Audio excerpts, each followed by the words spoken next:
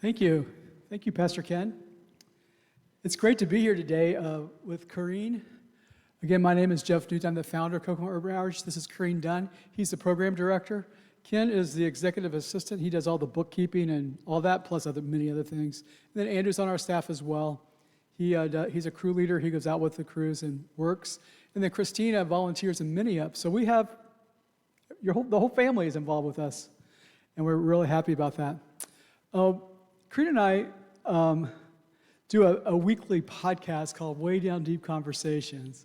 And one of the things we like to do in that is take questions. So I want you to begin to think about questions you might have for us.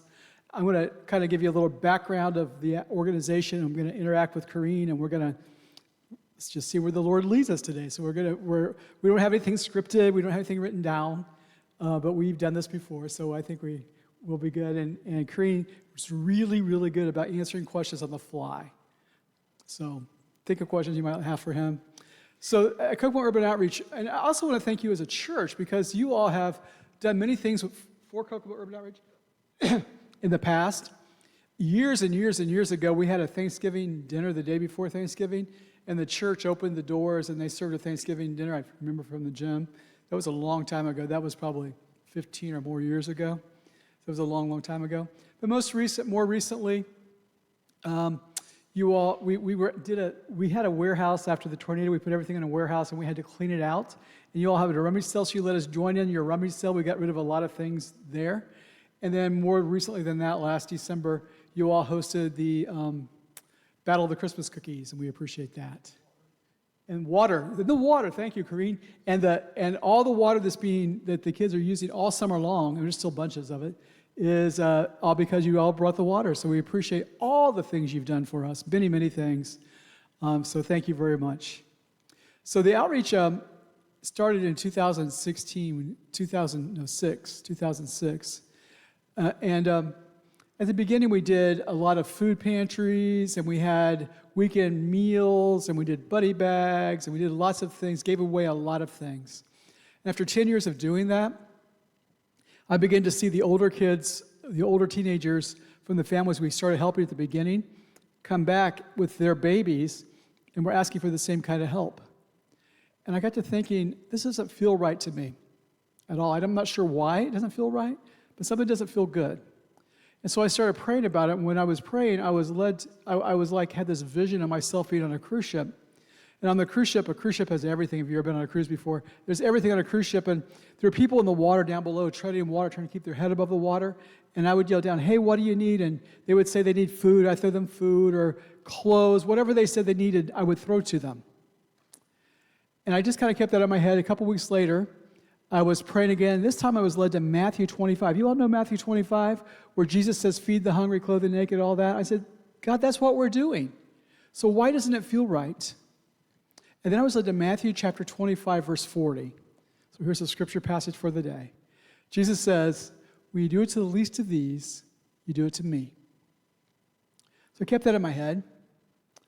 And a couple weeks later, I was praying again. And this time, again, I was in turmoil. We're giving lots of things away, but we're not really making an impact.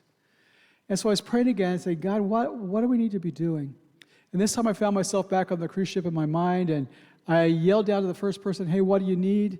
And when that person looked up, I saw the face of Jesus. And it was then I realized I would never throw Jesus anything. I would try to pull Jesus out.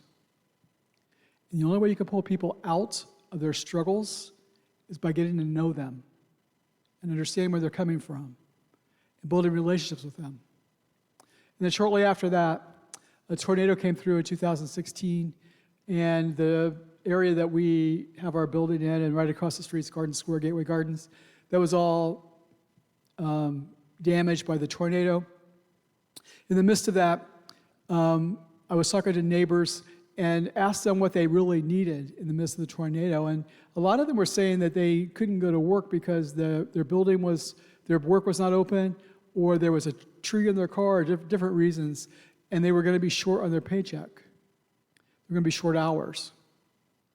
And so in the past, what I would have done is I would have interviewed them, and I would collected a bunch of money. Then I would interview them and say, how many hours did you work? How much do you need? How much you get paid an hour? And I would just give them like a grant, just give them that much money and let them go on. But this time I didn't do that. I collected the money. We got quite a bit of money. And in that, I said, you can come over and work for us for $10 an hour. This was almost 10 years ago. $10 an hour. And you can work up to 50 hours. You make $500. You can recover $500. And so people did that in droves. Lots of people did that. And they came in, they worked, and we gave them rakes and shovels and chainsaws and everything you needed to clean up the neighborhood. And that's what they began to do.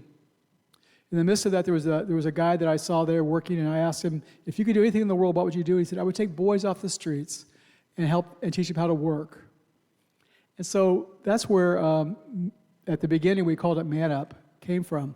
Man Up came, we decided to do a huddle. All the things we're doing today, we did then. And the first kid that this guy recruited to come he recruited him on a Thursday, and the following Wednesday was our first meeting called a huddle. The kid over the weekend tried to rob his weed dealer in his alley behind the village pantry on Jefferson Street, and he was shot and killed. So the first kid in the program was killed before he ever got there. And when the first two kids came, they were both 14. When the first two got there, the one was crying when he came in. And the director said, what's wrong? And he said, my girlfriend had a miscarriage today at age 14. And so we're working with kids who are really struggling. And we thought we'd have 30 kids at the end of a year. We had 30 kids at the end of a month. And we were in about November, December, January, 4 months.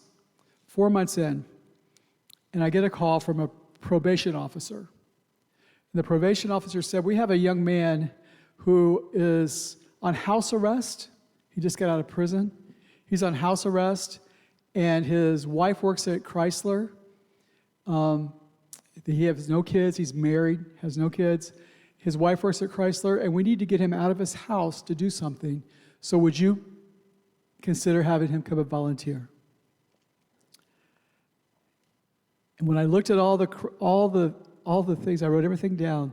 He is married, that's positive, but he just got out of prison, that's not so good. He is on house arrest, that's not so good.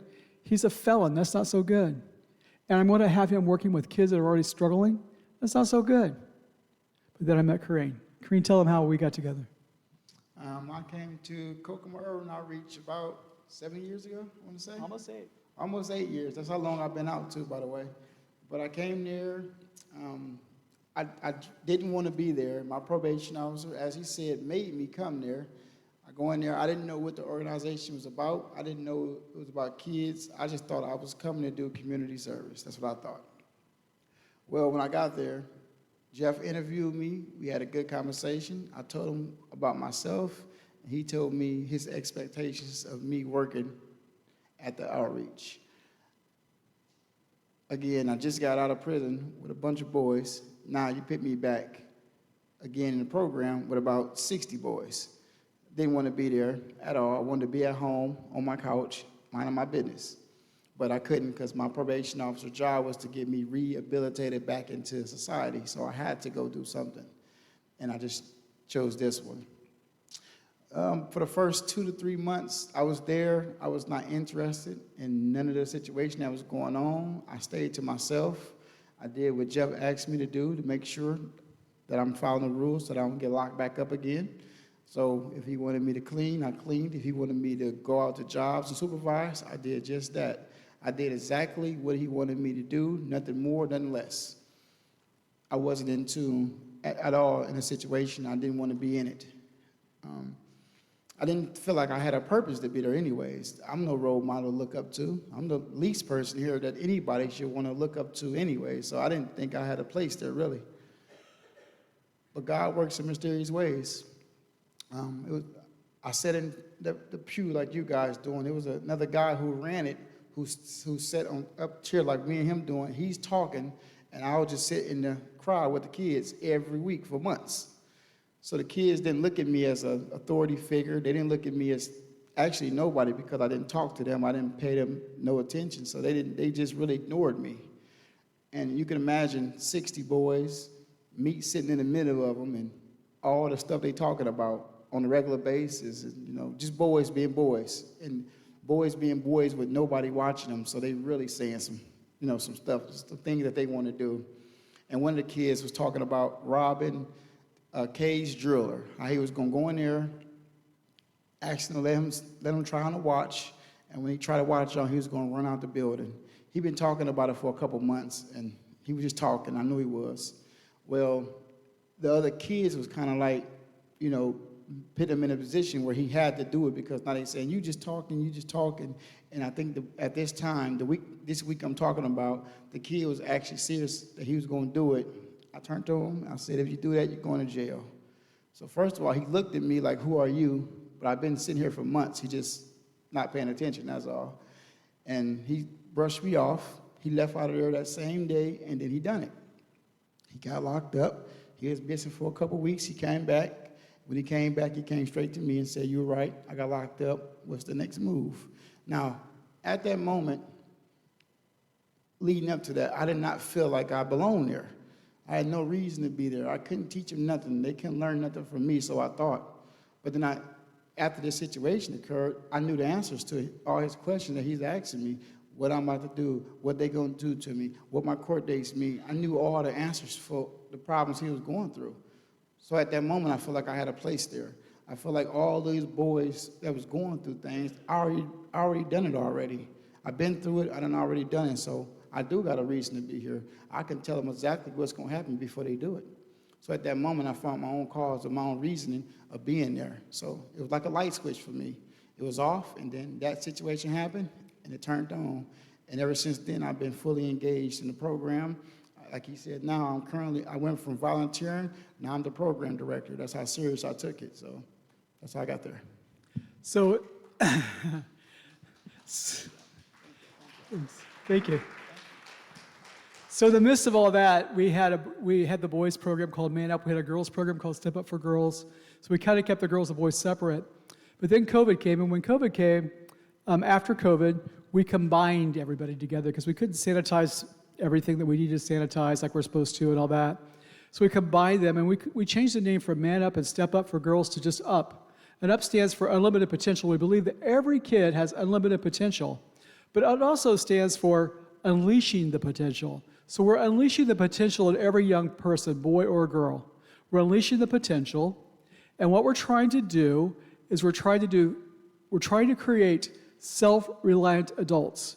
So when they become adults, when they turn 18, when they graduate from high school, they're going to be taking care of themselves. And too many kids that we saw at the beginning, especially, and even today, when they come in, they don't have the tools that they need to take care of themselves. There's nobody teaching them a lot, not all of them, but some of them are from households with single parents, and their single parent person is usually their mom, is working all the time. They're not always available to teach and that kind of stuff, and sometimes they're left on their own. And so what we do in the program is we teach them 3 things, and when you master these 3 things, you're going to become a self-reliant adult. So one thing that we are working toward is teaching them how to work. So currently in the program, what are the work areas? We have several work areas, places they can work. Well, they can either go to the Up Creations. That's where they go in and they make wreaths. They make all type of things they sell at the farmer's market. And then also they had urban farms where we teach them how to do vegetables. We teach them how to garden. And then they have the worker space. That's where Mr. Ken is back there working. He teaches them how to use how to use tools, how to build things, how to use all the proper tools the proper way. And then they have the actual outside work where they go to and they do like large landscaping, raking leaves, pulling weeds, and stuff like that inside the yard. So we have all those work areas, and when you go out to work, you're learning work ethics. You're learning how to work. It's not just the job that you're learning. If you're in the wood shop, you are learning how to measure, and you're learning how to cut and put wood together. You're learning those, what we call hard skills. But everybody has to learn the soft skills. So how to dress to go out for work, how to keep your pants pulled up, how to keep your cell phone put away. There's no cell phones allowed, right? No cell phones. You have your cell phone in your pocket, but you can't have it out. And when you go out to work, you're expected to work. And I'm going to ask these guys in the back corner. There's about 3 back there, and 3. So what happens if you guys don't work? What happens? You get fired, and that wasn't mean to be fired. That's my favorite word, by the way. But I've been watching too much Apprentice. But I say you fired every 5 seconds. But fired means you're fired for the day. That means you can't work. That means you don't get paid. That means you have to go on the bus or wherever we're at and watch the rest of your teammates work while you sit there and not get paid. You can try it again tomorrow. But when you fire them, that don't mean you're out of the program. That means you're fired for that day, and try it again tomorrow. And then the kids at work, everybody does.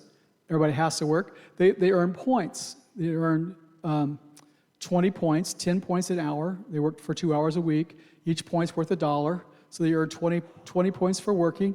They come to a weekly meeting called a huddle. There's about 100 to 150 kids in the huddle every Wednesday. Kareen leads that. Every kid has to speak, usually. And they earn 5 points for that. So in a week, they can earn 25 points. They can also earn points with their grades. They can earn points with their by memorizing the creed. I'm respectful, responsible, reliable, and ready, and there's much more to it than that. They can earn points from their home. They can earn lots of ways to earn points. And then points can be used to do what? Hello? Oh, okay. The points can be used inside the store. We have a store where they can go buy candy, junk food. They can go buy household products. They can buy clothes. They can buy shoes. They can buy dish detergent, toilet paper, and also so that we give them gift cards. We don't give them cash. We give them gift cards, and the gift cards can be spent anywhere. A lot of kids are taking the gift cards and helping their parents out. Some parents, barely making it, and the kids work and help out around the house. They can use the points also inside of our building. We have a shower. We have wash and dryer machines. We have hygiene for the kids they need to, so they can take showers. They can wash their clothes, and we have the hygiene there for them as well, so they can come in with their whole family. There's families in Kokomo that don't have water. Did y'all know that? There's families in Kokomo that don't have electricity. Did y'all know that? So we make sure that our kids have everything that they possibly can think of that they need before they can be successful. I know it's going to be kind of hard for a kid to go to school every day and get a good education if his clothes not smelling right. So that's why we got washers and dryers for that. It's going to be hard for a kid to focus in school if his body not smelling right. That's why we have showers, and we also have hygiene products as well. Now, again, we can't make the kids do anything. We can lead them to the water, but we can't make them drink. Everything that they need to be successful, all the tools that they need to be successful, they're there. They just got to use them. Right, and we also provide food. I mean, they could purchase food, so they could purchase cans of food. So before we had food pantries, but now kids are buying their own food. So they could buy 2 things for 1 point of food and hygiene and things like that. And then we also have a meal on Monday, Thursday, Friday, where kids could come and buy meals, their dinner. We want to make sure we understand that in life, nothing's free. When you get grown and your bills kicking in and your needs and your wants kicking in, it's going to happen. So we want to let our kids understand that nothing's free. These kids have wild imaginations. They talk about stuff that they want all the time, and government assistance is not going to help them get that stuff. They want a brand new house. They want a Charger Scat Pack or whatever they call them. They want this stuff. You got to work for that stuff if you really want it.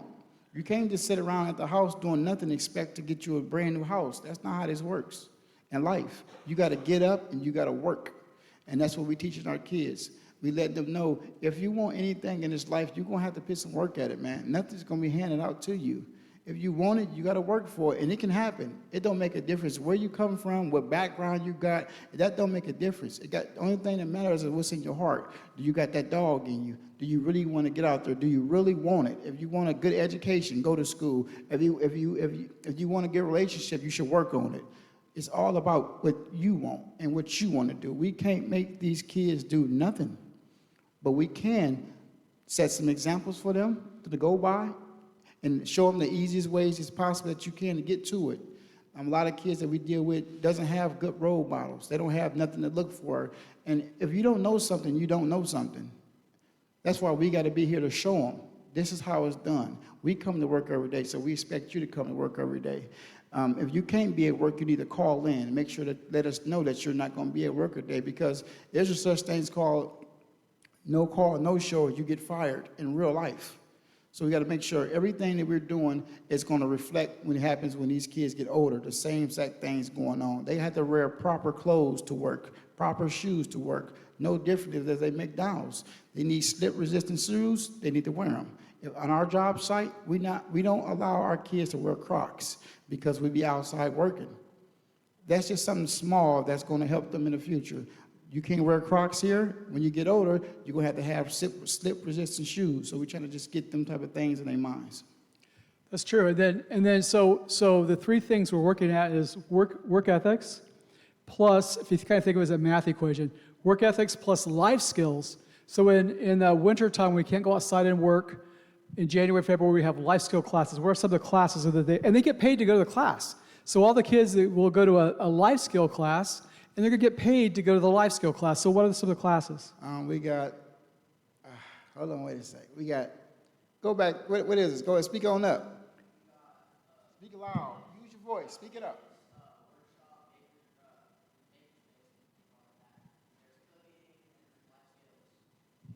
Right, there's budgeting. Life skill class is a class where they sit down, they talk about grains, vegetables, fruits, and then they also get a certain budget. Like Jeff would say, hey, you got a budget of $20 and you have to feed 5 people in your family. They get their $20, they get on a bus, take them to Aldi's. They got to feed 5 people with $20. They come back and they make the meals, and then we have judges. And if anybody want to be a judge of their food, y'all more than welcome to come. Our stomachs hurt. We've been doing this for a couple of years now. Some of the meals I wouldn't feed to my dog, but some of the meals be really good, and they pour their heart into it. It's hard to, because all the kids be there with their plates, and they all eyes all lit up, waiting for you to say yay and nay. And I'm not a good judge, because I just say yeah to everybody. They say everything's good. But if y'all ever need something to do around the winter time, come on in and be a judge. They also learn how to do laundry. We have a wood shop class, beginner wood shop, advanced wood shop. We have basic home repairs, and Ken teaches all those, the wood shop and the home repair classes. This past time we had one called adulting. So the older kids were at an adulting class learning how to read a lease, how to buy a car, how to do a real budget. The little kids do a budget, but this is a real budget where you're going to get a job and all that kind of stuff. And so it's a way for us to prepare them with the life skills. So you have the work plus the life skills, and then the next one is important, is education. And every kid has educational goals. And the goal for everybody is to graduate from high school. But some may graduate with straight A's, some may graduate with C's. And you might be getting F's, and the goal is to get C's, because that's what you're capable of doing. But besides just the grades, and we're able to check grades, we're able to check attendance, we're able to check discipline problems, because every parent signs a permission slip for us to do that. So we're able to go into the schools, we're able to talk to teachers. We have a great partnership with Elwood Haynes, especially with the mini-up kids. So mini-up is the same thing as the older kids, except they are there one night a week, and they do 20 minutes of a huddle, 20 minutes of working, and that's what Christina does. They do things like life skills, like how to fold towels, how to fold sheets. They might go outside and pull weeds. They might plant tulips. So we're getting all kinds of work and life skills for 20 minutes. And then they do 20 minutes of a meal, 20 minutes of a gym time, and 20 minutes of a huddle where they learn the 4 R's. At the end of the night, they get paid $1. If they did well, they get paid $1. So we're trying to equate money with work. But we work with Elwood Haynes School mostly in the mini-up program, and then the younger up kids, because the up is 10 years old to 18, so we have some 4th and 5th graders at Elwood Haynes that are in the older kids program, and the rest are the younger kids program. And so what do you do through the school? I go to the school. I get a lot of kids, get phone calls from the parents, and sometimes the parents work at work. They can't get off work in order to go to the schools. It's creating problems with their work environment. So we have created a new thing where instead of calling the parent first, They call us first. Then we go to the school. We try to calm the kid down. And our ultimate goal is to keep the kid in school because we understand if the kid's kicked out of school, that's a day of education he's going to be missing. So our goal is to keep the kid in school. So we go there and basically try to put out all the fires. The school understand our point system, so they understand that they can use those points that those kids are making and take those points and use them as leverage. Because a lot of teachers, they don't really have a lot of support when it comes to the kids. The kids can really do anything to them, and the only thing they can do is kick them out. Well, a lot of teachers don't want to keep the kids out. They're trying to find different ways to keep the kids in school. So our program, teaming up with our program, has been helping the teachers out because now they can say, hey, if you don't behave, I'm going to take 5 points from you. A kid knows 5 points is $5, so it's kind of working, and we just working with the schools right now. So with the schools, we also, Kareen and I, I was kind of on a little break in the outreach for a few months, take a little break. And during that time, Kareen would call, and I see Kareen on Tuesday for our podcast. I said, "What do you do lunch?" He said, he said, "When do you want to do lunch?" I said, "I can do lunch any day. I'm free." He said, "Okay," but I had to call him, get on his schedule because he's so busy. So I had to call the outreach and get on his schedule. We met for lunch. He said, "We need to write a children's book." And so we wrote a children's book called The Talking Toolbox. It's a hardback book, and it's distributed mostly in schools. We're trying to get it, different people buy it, but we're trying to get it into school kids, and it teaches the 4 R's: respectful, responsible, reliable, and ready. And so we wrote the book together, and we have that going. And what's really unique about I want to tell you something about Kareen, and he shares this all the time, so I'm not trying to embarrass him because he doesn't embarrass, hardly at all. I don't think ever, really. He doesn't. So My wife can embarrass me. Okay. So when he came to the outreach, he couldn't really read. He was maybe reading on a younger elementary level. He really couldn't read well. And so in the program, he was going to the schools, and at the end of the school year, he said, "What are we going to do in the summer?" I said, "What do you want to do?" And he said, "Take me to school." So we went to school. We had a lot of vocabulary words. He began to read. It's been a 7-year process, and he's done most of it by himself. But he's learned how to read, and so he realizes how important reading is. So that's why he wanted to do the book. He wanted to make sure kids were reading. And so Kareen and I wrote the book, and we have it out there. So if you think about the mission of our program, it's work ethics plus life skills plus education equals a self-reliant adult. And that's the way it works. So who has some questions? Okay, go. Yes, but you want to ask one now? No. It's not, yes and no. Kids, we don't limit kids just to go to Elwood Haynes, but currently that's the school we're working with intensely because there's only one person here that can really do it. There has been some work with Bon Air. So Kareen has been to Bon Air multiple times as well. And basically it's Elwood Haynes and Bon Air mostly. Yes.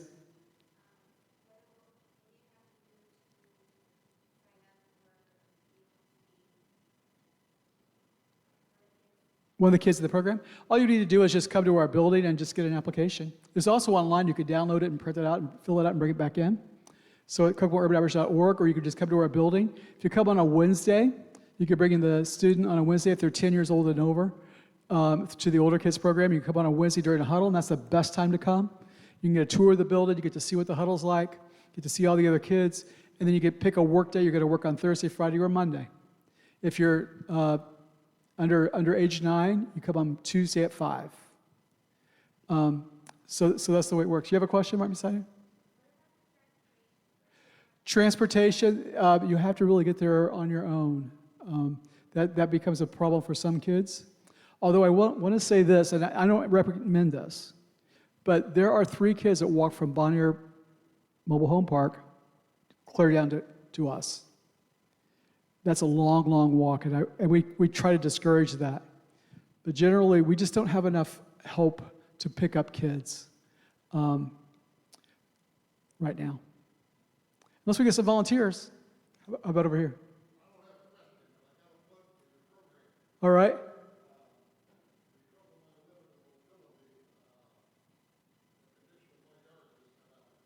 Uh-huh.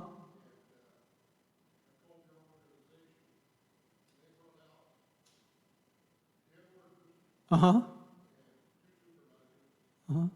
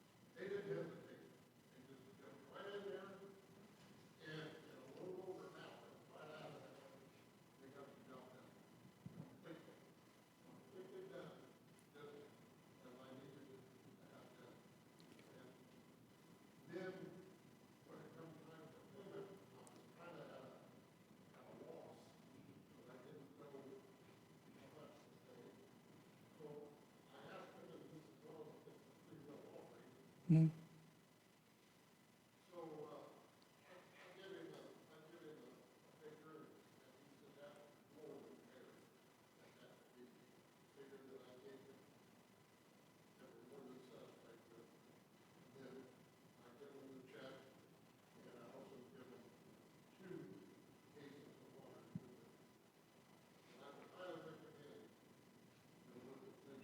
Thank you. And that's the kind of that's the kind of story we hear often. We rarely have any issues. I mean, we have kids, so we're going to have occasionally there's a problem, but hardly ever. Hardly ever. Kareen makes sure, our supervisors make sure that doesn't happen. But I want to say to you, thank you for choosing us. Because by you choosing us, you are helping some kids, for one, learn work ethics. Number two, giving them something positive and productive to do. They could be doing anything. At the parks, causing problems. At the malls, causing problems, fighting, doing drugs. They could be doing anything. But instead, that phone call you made helped them kids out, find them something productive to do. So we want to say thank you. This is how we make Kokomo great, right? We got to work together as a team. Give these kids something to do. A lot of the times, they don't have nothing to do. They bored. They on their phones. They on their games, not doing nothing. They're just bored, not learning anything that's going to actually help them later on in life. Think about this. If one of our kids turn 19 years old and they just down bad on their luck and they just don't have nothing, we can think of some things that we have taught them, therefore saying pulling weeds, raking. They can go door to door asking people, do you need your leaves raked? Do you need your weeds pulled? They can go door to door asking people for work if they choose to. We have given them a trait, a tool that they can use for the rest of their life. If they ever broke, they shouldn't have to go rob nobody, go steal nothing. They can go work for it. And that's what, by you calling us, helping them kids learn how to do. So we want to say thank you. And to everybody who's calling us for jobs, who's getting us out there, this is ways that we're helping these kids be productive. This is how we stop the crime rate in the juvenile justice system, by giving them something to do. So thank you. Thank you. And if you want to get our schedule for leaf raking, you need to get on pretty soon because it goes really fast. So we start raking leaves as soon as they fall until right before Christmas. And they'll be out raking leaves sometimes in the snow. And they can rake. I've seen kids rake. I mean, we've taken 2 crews out to an acre yard. They raked a whole acre yard in less than an hour. It's called teamwork. We work together. We come up with problem, solution. This the problem, this is the solution. Everybody on the same team. Everybody as strong as the person on side of them. No matter, the thing about our program is we have that thing called crew leaders. Your crew leader could be a girl. The crew leader could be a boy. It could be a 10-year-old boy, or it could be a 17-year-old girl. No matter who's in control or who's in charge, everybody's going to respect that person, because guess what? In order to get respect, you got to give it. One day you might be the crew leader, so you want to treat others how you want to be treated as well. So we teach them that as well. The other good thing is everybody's kind of cross-trained. So like the guys in the wood shop, most of them are back there. Most of them, a couple of them are back there. The guys in the wood shop, if we need them to go outside to rake leaves, they go outside and rake leaves. They don't complain. If we need them to go, if we have a big job, we need extra help, we just say, we're not gonna have the wood shop today, we're gonna go out, and they jump right in. So they all know how to do everything. Any other questions? And you can get our phone number off the website, kokomourbanoutrage.org, to schedule a job, to sign your kid up, to bring your grandkids. We just had a kid tell me the other day. He said that he appreciated the program. He had been in trouble a lot. He got out. This year he had not been in trouble at all, and he said thank you, because Kareen especially has helped him control his anger, and that's kept him out of trouble. I want to say to you guys as well, first of all, thank y'all for having us come out. But if y'all have work around your house that y'all just don't feel like doing, I myself call them all the time and have them do work in my house. Sometimes I got a lot of leaves out there, or I got a lot of weeds, and I just don't feel like doing it. These kids are young and full of energy. If you need the help, don't hesitate to call. We will come out and get it done for sure. It's a donation, just a donation. Some people give us what's the most we've gotten as little as $10 or $0. I got the record for that. And then you got the record just the other day. Bridgeway Church, that's the name of it. Bridgeway Church just gave us $3,000 for one job. So that's one of the highest paying. That's way out there. That's really rare. It is. Hey, but I'm happy I got the title for that. And we as crew leaders, me, Andrew, Curtis, Ken, my mom, Tina, Brad, all the crew leaders, when we go out to work, we kind of compete a lot about who gonna get the job done fastest. We compete about who get it done the best. We compete about what homeowner gonna call in and say something good like he just did right there. I'm gonna take that as my job. I think I was at his house. But we compete about that type of stuff. When we come back, we like to hear the homeowners say, the kids did amazing. They were very respectful. The job was done exactly like I liked it. So we love to hear stuff like that. We wish that people can also put stuff like that on Facebook about us. Without even telling us that, just put it on Facebook, put it out there in the environment for people to know that the Kokomo Urban Outreach is actually involved with the youth and making changes. And then we also have, just so you know, we have kids voluntarily go to different churches. We have a Shiloh United Methodist Church picks up a whole bunch of kids. It takes them to their church. I know there's some here. And there's some at Bridgeway. So the kids are going to churches, different places. So we appreciate you all welcoming them when they get here. Anybody else? We all good? Thanks again for having us here today. We appreciate it. We'll be here at the back if you have any questions. Want to talk more? We'll be glad to talk with you even more. Thank you very much.